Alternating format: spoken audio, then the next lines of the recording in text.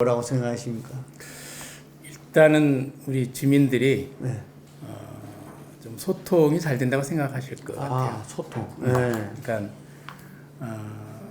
어떤 이야기든 우선 잘 들어주고 네. 그리고 구에서 하고 있는 얘기를 잘 전달하고 이런 어떤 소통이 중심이 아니었을까 생각하고요. 또 그런 측면에서는 또 주민이 우선인 정책에 대한 고민들을 먼저 선도적으로 좀 하고 있는 거죠. 이를테면 복지에 대한 부분도 그게 포퓰리즘이 아니라 주민들의 최저 우리가 요구하는 권리 또 아니면 구청 입장에서는 최소한의 의무적 사안들을 이를테면 우리가 이제 과거 개발도상국이 아니라 이제는 선진국 진입 문턱에 있는데 이런 국가 위상에 맞는 어떤 주민들에 대한 최저 기본선, 복지의 최저 기본선 이런 거를 다른 어떤 이슈가 먼저 나오기 전에 먼저 좀 선도적으로 이렇게 정책을 제시하고 그걸 집행해가고 그래서 이런 부분들이 상당히 우리 주민들에게 좀 어필이 되지 않았을까 이런 생각이 있습니다. 일단은 잘 들어야죠. 잘 듣고 나하고 반대돼도 감정적으로 욱하지 아니하고 일단 잘 들어야 됩니다. 특히 이제 민원인의 이야기인 경우에 제가 경험해 보면 왜 이렇게 오해할까 하면서 욱할 수 있거든요. 상대방이 표현이 거칠면 같이 감정적으로 욱해질 수 있지만 그거를 의식적으로라도 통제를 하죠. 그러니까 그러면서 끝까지 들어야 된다. 그리고 항상 부드럽게 얘기를 하자. 그렇다고 해서 제가 뭐 10년 가까이 다 그렇게 했다는 건 아닙니다.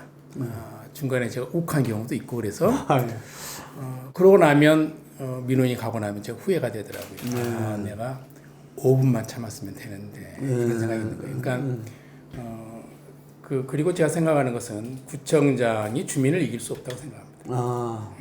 그래서 주민이 반대하면 반대의 뜻을 철저히 한번 우리가 좀 분석하고 설득할 수 있는 데까지 설득해보고 여전히 반대가 심할 때는 저의 입장을 접는 거죠. 뭐 대단한 철학이 있다 그러면 모르지만 주로 이제 민생 문제 관련된 거, 민원 문제와 관련된 것은 과감히 포기할 줄 알아야 된다. 그러니까 주민 입장과 제가 대치돼서 이렇게 대립이 될 때는 저는 제가 지는 게 맞다. 그래서 구청장은 국민을 이기려고 해서는 안 된다.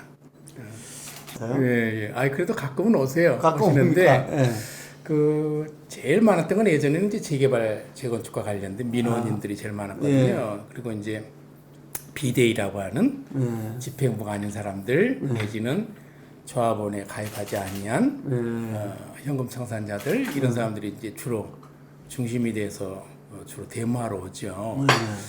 근데 시위하러 오는 목적이 구청장한테 뭔가 뜻을 전달하기 위해서 그러는 거거든요. 그것이 집합적이든 폭력적이든 관계없이. 그래서 저는 예를 들면 예전에 언제 한 번은 장애인 단체에서 그러니까 이제 발달장애인 부모회 쪽인데 아침에 출근하는데 이렇게 초겨울이었거든요. 막 복도에 막 틀어놓고 계시더라고. 그러면서 오늘 뭐 여기서 밤샌다 막 이런 식으로 자기들 뜰 가천 안 되면 그래서 그러실 거 뭐 있냐? 나하고 대화하러 오신 거 아니냐? 다 들어가시자고. 뭐 추운데 여기서 할 거 뭐 있냐고. 그래서 다 제가 회의실로 다 모셨어요. 그리고서 얘기를 하는 거죠. 그분들뿐만 아니라 비대위도 이제 화연3 재개발이었는데 그쪽 비대위 분들도 오셔가지고 복도에 진을 치셨더라고. 구청장실 앞에서. 그래서 아니 여러분 나 만나러 오셔가지고 진을 치시면 이왕이면 좋은 자리에서 편하게 차도 마시면서 하지 이럴 게 뭐 있겠냐고. 들어가시자고. 회의실 들어갔는데 한 3시간을 붙들고 안 놔줘요. 당연히 여기 감금하러 왔으니까 그러시겠지 뭐. 3시간 정도 이렇게 자기들 3시간이면 자기들 할 얘기 다 해요. 억울한 얘기, 화난 얘기 뭐 다 해요. 그거 다 들어주고 있으면 이제 더 이상 할 얘기가 없잖아요. 그럼 이제 제가 얘기할 차례가 되는 거죠. 그럼 제 얘기가 스펀지처럼 잘 먹힙니다. 다 3시간 듣고 난 다음에 지나면. 이야기하시면.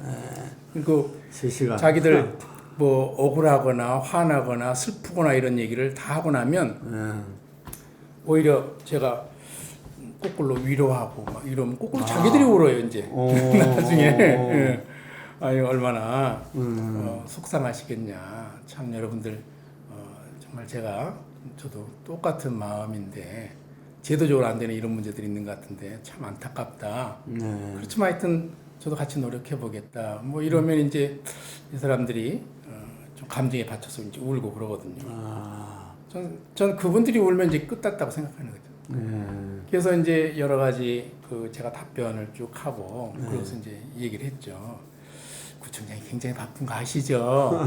근데 여러분들이 이미 여기 3시간 진을 치고 저를 꼼짝 못하게 하셨는데 제가 업무가 있다. 굉장히 많은 업무들이 있는데 이미 3시간 업무는 다 깡그리 다 못하게 돼 있고 행사도. 근데 이제 여러분 봐주시면 제가 꼭 가야 될 행사들이 있는데 가면 안 되겠냐. 그리고 이제 오늘 할 만큼 얘기했으니 또 회의 날짜 잡자. 그때 오셔라. 그리고 다 오셔서 얘기하기가 불편하시면 이제 그때 대표 뽑아서 이렇게 하시면 우리가 효율적으로 좀 해야 하지 않겠냐. 그렇게 세상이 됐어요. 그리고 그분들이 그 정도 했는데 안 나중에 했어요? 가서 일 보라고 그러죠. 그리고 그 다음 행사 잡고 이제 그런 게 되다 보니까 그 시위 이런 게 상대적으로 거의 없었고요. 첫 번째 시위 있었던 게 구청장 초선 때 집행부가 와서 왜 빨리 사업 승인 안 해주냐 이런 걸로 와서 데모를 하셨어요. 삭발 데모까지 하시더라고요. 그래서 그분들이 계속 사업 승인 내주지 않은 거는 이 비대위하고 빨리 좀 통합해라, 화합해라, 그리고 갈등이 없어야 된다. 이런 걸 전제로 계속해서 막바지까지 쭉 갔는데 시한이 다 다가와서 그래서 할 수 없이 제가 이제 사업 승인을 내줬죠. 근데 굳이 뭐 오셔가지고 이렇게 데몬스트레이션 하시더라고 시위를. 그게 이제 첫 번째 기록이었습니다. 그러니까 보통은 그 시위하러 오신 분들이 뭐 반대자, 뭐 청산자, 뭐 비대위 이런 사람들이 오는 건데 우리는 거꾸로 집행부가 빨리 그 승인 내주라고 이런 걸로 오셨댔어요. 그래서 그게 첫 기록이었고, 제가 그렇다고 해서 뭐 그 시위가 와서는 안 된다 이런 입장도 아니고, 뭐 그건 뭐 자유니까. 근데 최근에는 이제 그 연희일동 재개발 쪽에 현금 청산자분들 비대위가 있는데 이분들이 계속 그 조합 해산을 요구했어요. 그래서 조합 해산과 관련된 투표를 했는데 50대 50으로 법적으로는 지는 거예요. 그래서 50대 50이었기 때문에 한 표라도 왔다 갔다 하면 달라지는 상황이라 제가 그걸 계속 보류했거든요. 그리고 비대위 편을 계속 들어줬죠. 근데 결국은 재판에 가서 져버리는 거란 말이에요. 사법 판단이 되어지면 행정부가 더 이상 못하거든요. 저희 입장에서는. 그래서 할 수 없이 그 조합의 관리 처분을 내줬거든요. 그랬더니 계속 저와 함께 했던 분들 할머니들이 끝까지 반대를 하시는 거예요. 그래서 여기 오셔가지고 아침마다 거의 행사처럼 북치고 그러고 한두 시간 하고 가시고 매일 그냥 그분들 매일 행사예요. 그래서 아니 그러실 거 뭐 있냐 와서 의논하고 이제 어떻게 하면 좋을지 의논하자.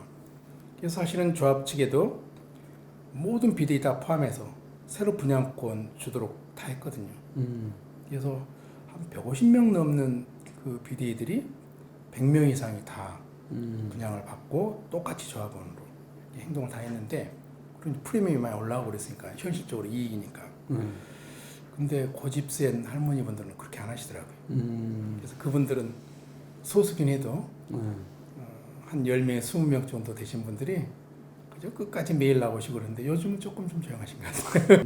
그게 결국은 공감대를 형성하면서 저는 그런 게 다 소통이라고 생각해요. 그렇죠. 네, 그러니까 소통이 어떤 기술적으로 뭐 답변하기보다는 네. 항상 같이 마음을 해주고 그분들 가진 마음에 대해서 좀 공감 능력을 가져야 되는 거죠. 예. 그러니까 믿게 되는 거죠. 네. 그러니까 정치인들이 예.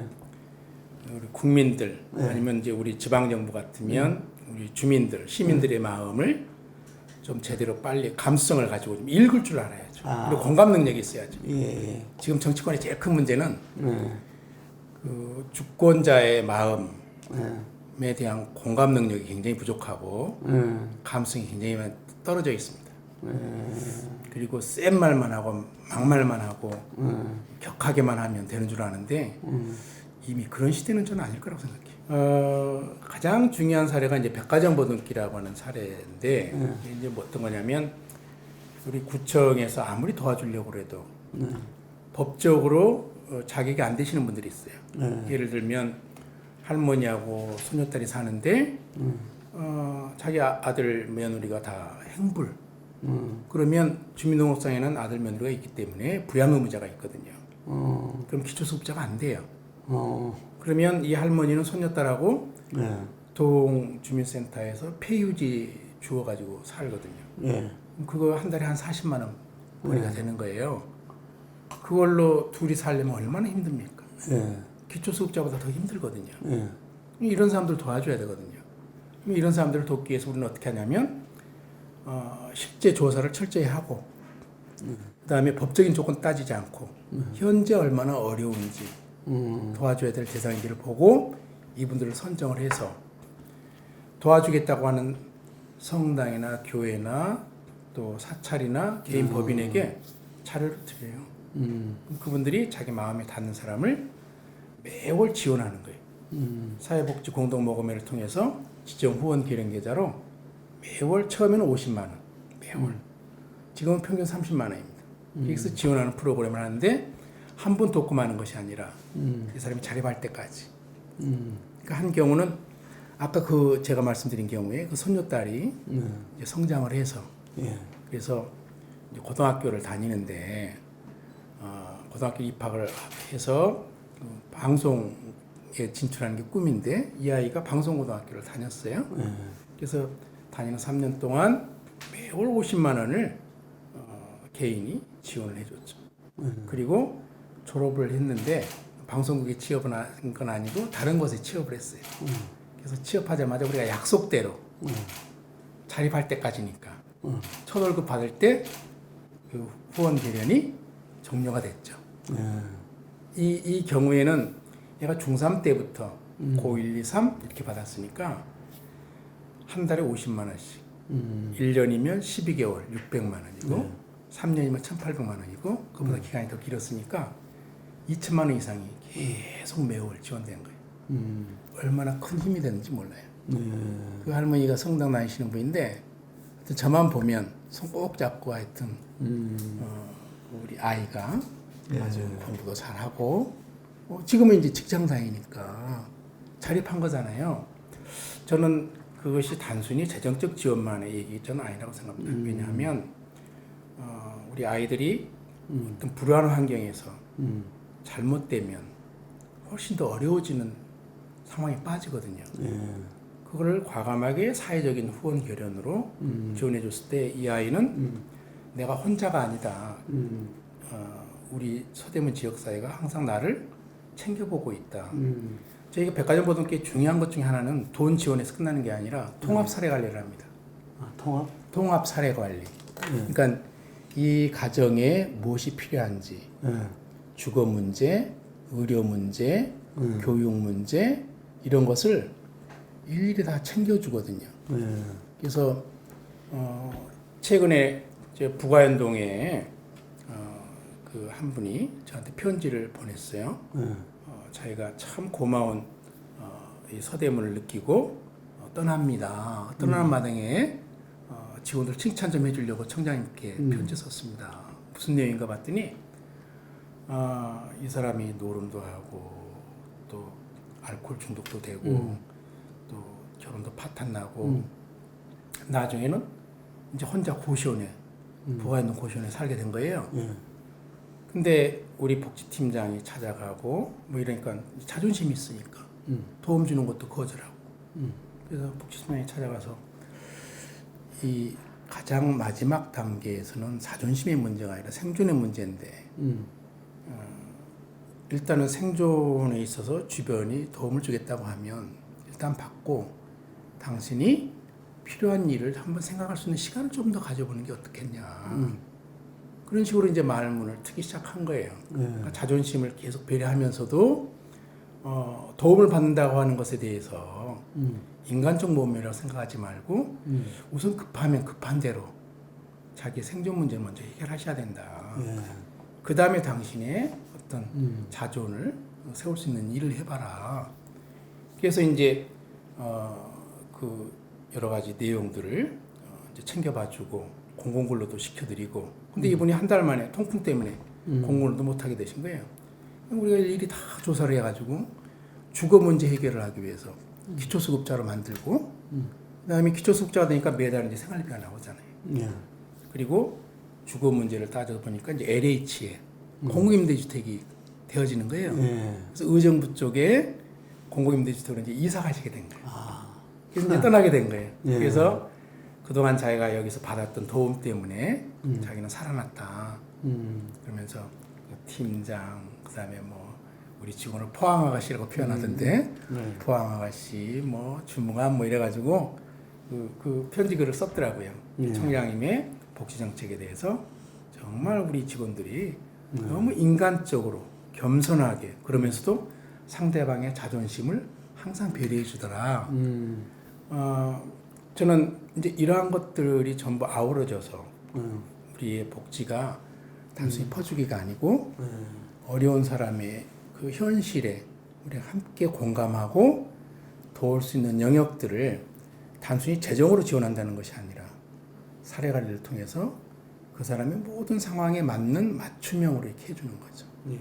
이게 이제 백화점 보듬기 사례가 아주 우리 복지에 아주 좋은 장점이고 이제 동복처벌하는 게 전국 모델이 됐는데 제가 동을 복지 중심이 되게 하자. 그동안 구청이 복지 중심인데 동이 복지 중심이다. 그리고 동의 직원들은 전부 복지 업무 해라. 행정 업무 중에서 구로 이관할 거 다 이관시켜라. 그러면 동은 최소한의 재난 기능 이런 것들은 동이 담당하고 아주 급한 것들 나머지는 전부 복지만 해라. 동장은 복지 동장. 그리고 행정직 직원도 복지 업무를 같이 해라. 이러면 이 복지직들이 예전에 너무 업무 과중이 돼서 팔뜨기 효과로 막 4명이나 자살하고 제가 그 있어요. 공부를 몰라 했는데. 네. 그런데 우리는 이제 동 직원들이 전부 다 복지 업무를 담당하니까 여유가 생기는 거예요. 그래서 실제 이제 복지사들은 일일이 현장을 방문하게 되는 거예요. 그래서 내가 동장한테 주어진 특명이 매일 동네를 다녀라. 그리고 이제 우리 힘만으로 안 되니까 민간 연계를 해야 되는데 연계하는 방식을 통장들이 복지통장이다.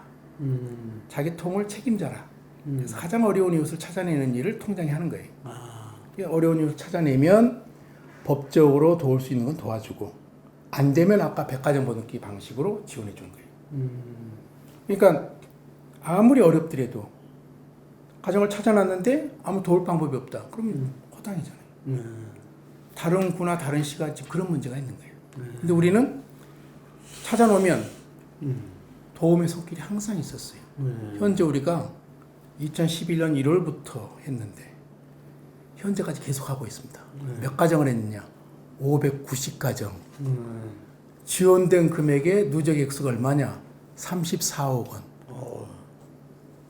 정말 이거는 우리 지역사회의 연대를 통한 도움이 얼마나 크게 작동되는가.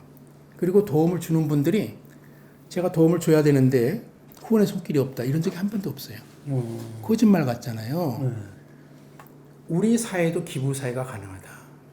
저는 이걸 공감합니다. 거기에 중요한 바탕은 뭐냐면 복지 시스템의 철저한 투명성.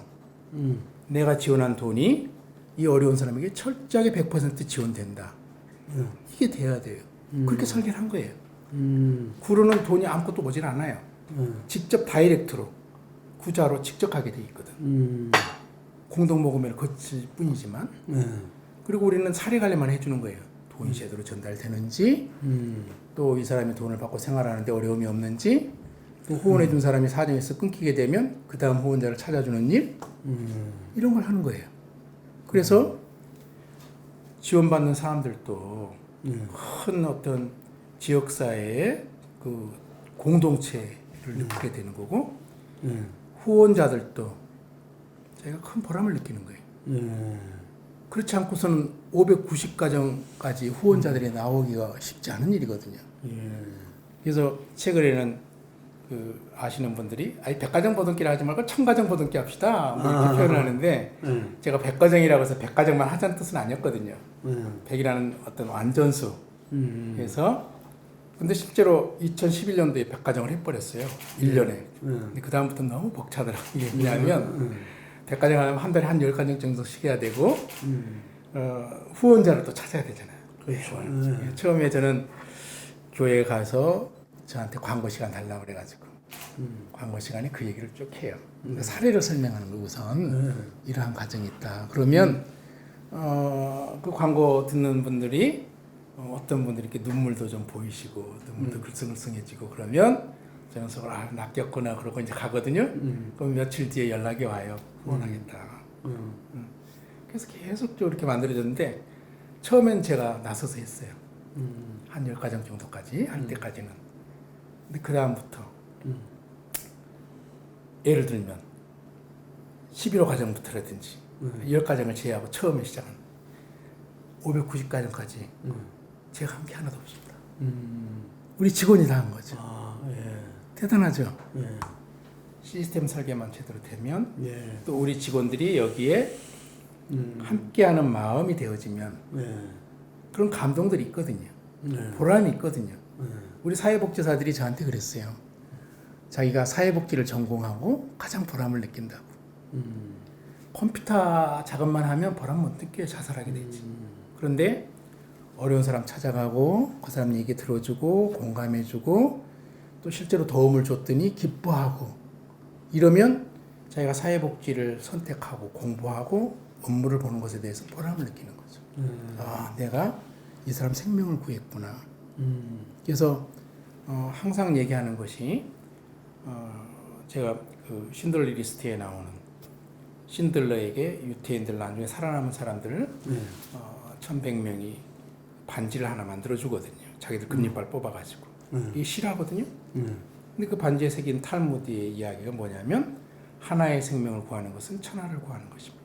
그러니까 우리가 어떤 복지 정책을 한다고 해서 서대문구 전체 주민의 어려운 사람을 다 돕고 이런 건 아닙니다.